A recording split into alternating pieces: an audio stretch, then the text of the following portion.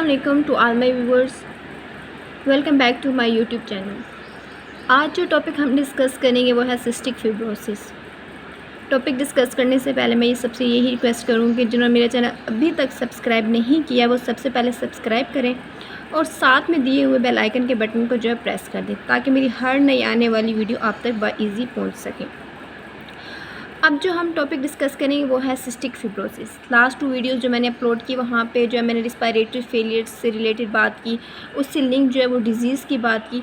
आज भी जो है वो वही रिस्पायरेटरी फेलियर से रिलेटेड जो है वो डिजीज़ हम जो है वो डिस्कस करेंगे।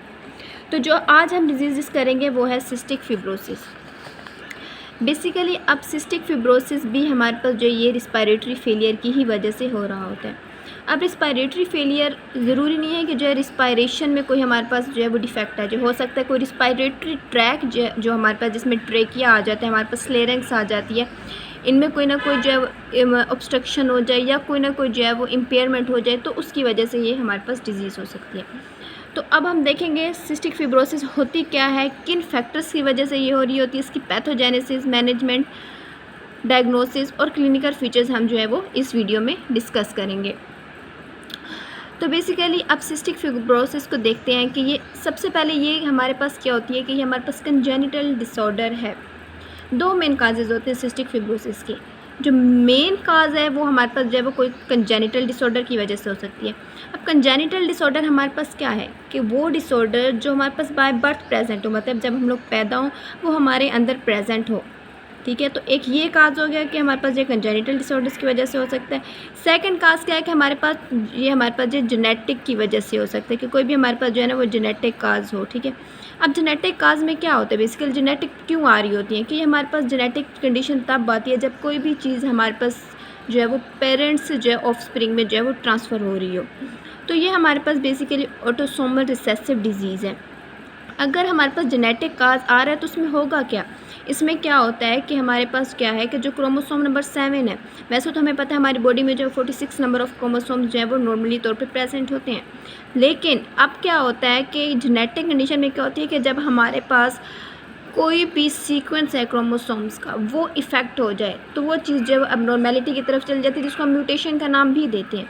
तो सेम यहाँ पे क्या होता है कि हमारे पास जो जीन है, जो जीन क्रोमोसोम नंबर 7 पे प्रेजेंट होती है। ठीक है, अब जीन हमारे पास क्या कर रही होती है, इन्फॉर्मेशन को कोड कर रही होती है, हमारे फंक्शंस को रेगुलेट कर रही होती है। ठीक है, अब वो जीन जो क्रोमोसोम नंबर 7 पे प्रेजेंट है उनमें कोई ना कोई डिफेक्ट आ गया, कोई ना कोई म्यूटेशन आ गई, तो वो हमारे पास कंडीशन किसकी तरफ जो है वो लाई करेगी, हमारे पास सिस्टिक फिब्रोसिस की तरफ जो है वो हमारे पास ये कंडीशन लाई करेगी। अब बेसिकली इस जीन का ऐसा क्या फंक्शन है कि अगर उसमें कोई इम्पेयरमेंट आ जाए तो वो हमारे पास सिस्टिक फिब्रोसिस की तरफ जो है वो लेके जाएगी।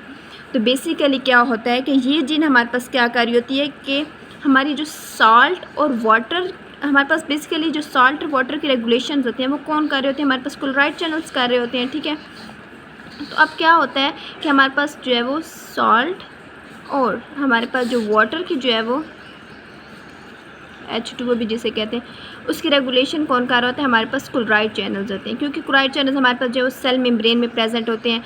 अब ये जो है साल्ट और हमारे पास जो वाटर हैं ये हमारे पास सेल मेम्ब्रेन में जाते हैं। ठीक है, लेकिन अब क्या होता है कि ये इन चैनल्स में कोई डिफेक्ट आ जाए, या तो ये प्रॉपर टाइम पे क्लोज ना हो या प्रॉपर टाइम पे ओपन ना हो, तो जाहिर बात है हमारी साल्ट और वाटर की रेगुलेशन डिफेक्ट आ जाएगा ना, इसमें इम्पेयरमेंट आ जाएगी। तो इस वजह से हमारे पास वो कंडीशन हमारे पास सिस्टिक फिब्रोसिस की तरफ जो है वो लेके जा सकती है। अब मैंने 2 चीज़ें बताई कि सिस्टिक फिब्रोसिस किन काज की वजह से हो सकती है, या तो कोई हमारे पास जेनेटिक फैक्टर्स की वजह से हो सकती है या हमारे पास कंजेनिटल डिसऑर्डर्स की वजह से हो सकती है। कंजेनिटल डिसऑर्डर्स में हम बताया कि कोई बाय बर्थ इशू की वजह से हो सकती है, और हमारे पास जो है ना ऑटोसोमल ये रिसेसिव जो कंडीशन आती है जेनेटिक में आती है। इसमें क्या होता है कि हमारे पास जो है ना वो जीन जो क्रोमोसोम नंबर 7 पे प्रेजेंट होती है उसमें कोई ना कोई डिफेक्ट आ जाता है, कोई ना कोई म्यूटेशन आ जाती है। अब बेसिकली इसमें म्यूटेशन आएगी तो होगी क्या, अब जीन का मेन फंक्शन क्या है कि वो क्लोराइड चैनल्स को रेगुलेट कर रही होती है, और क्लोराइड चैनल्स का आगे क्या फंक्शन है कि वो हमारे पास साल्ट और वाटर की रेगुलेशन करे। अगर हमारे पास जो है ना इस चीज़ में डिफेक्ट आया तो ये हमारे पास इस डिफेक्ट की तरफ जो है वो लीड करेगी। अगर हमारे पास कोई जीन में हमारे पास जो है ना वो डिफेक्ट आ जाता है, ठीक है, तो वो डिफेक्ट हमारी तरफ वो क्या करेगी, इस चीज़ की तरफ लाई करेगी, ठीक है। और फिर क्लोराइड चैनल में जब डिफेक्ट आएगा तो वो हमारे पास जो है वो साल्ट और कार्बन ये ऑक्सीजन की रेगुलेशन को डिफेक्ट करेगी, और ये कंडीशन फिर हमारे पास क्या करेगी, सिस्टिक फिब्रोसिस की तरफ जो है वो लेके जाएगी। ठीक हो गया। अब नेक्स्ट हमारे पास जो है वो हम इसकी पैथोजेनेसिस जो है वो डिस्कस करते हैं कि मतलब ये किस तरह से जो है ना वो हो रही होती है। ये तो हमें बताया कि कौन कौन से फैक्टर्स कर रहे होते हैं। अब ये किस तरह से जो है ना ये हमारे पास सिस्टिक फिब्रोसिस की तरफ जो है वो लीड कर रहा होता है। तो इसमें उन्होंने हमारे पास वही चीज़ बताई कि जब हमारे पास कोई ना कोई हमारे पास जो है वो जेनेटिक डिफेक्ट आ गया, ठीक है, कोई ना कोई हमारे पास जो है वो जेनेटिक डिफेक्ट आ गया,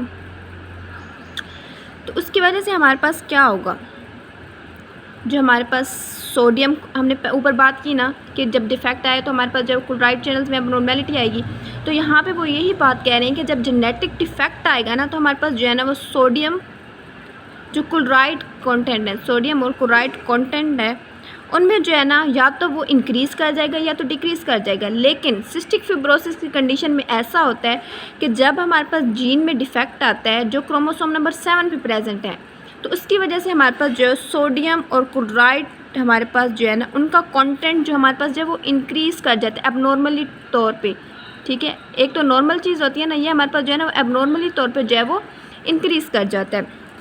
अब क्या होता है, जब अब ये हमारे पास कंटेंट कहाँ पे इंक्रीज़ कर रहा होता है, ये हमारे पास जो हमारी स्वेट प्रेजेंट होता है, स्वेटिंग जो प्रोसेस हमारे पास होता है, तो उनमें हमारे पास क्या होता है कि जब स्वेटिंग होती है ना तो हमारे पास सोडियम और क्लोराइड का कंटेंट हमारे पास जो ज़्यादा रिलीज़ होना शुरू हो जाते हैं। अब जब एक चीज़ नॉर्मल से ज़्यादा चीज़ हो जाएगी तो अब नॉर्मलिटी की तरफ जाएगी, तो उसकी वजह से हमारे पास क्या होगी कि हमारी सिक्रीशन जो है वो बहुत ज़्यादा विस्कस हो जाएंगी, गाढ़ी हो जाएंगी। विस्कोसिटी जो उनकी है ना सिक्रीशंस की, वो हमारे पास जो है वो क्या हो जाएगी, विस्कोसिटी उनकी ज़्यादा हो जाएगी।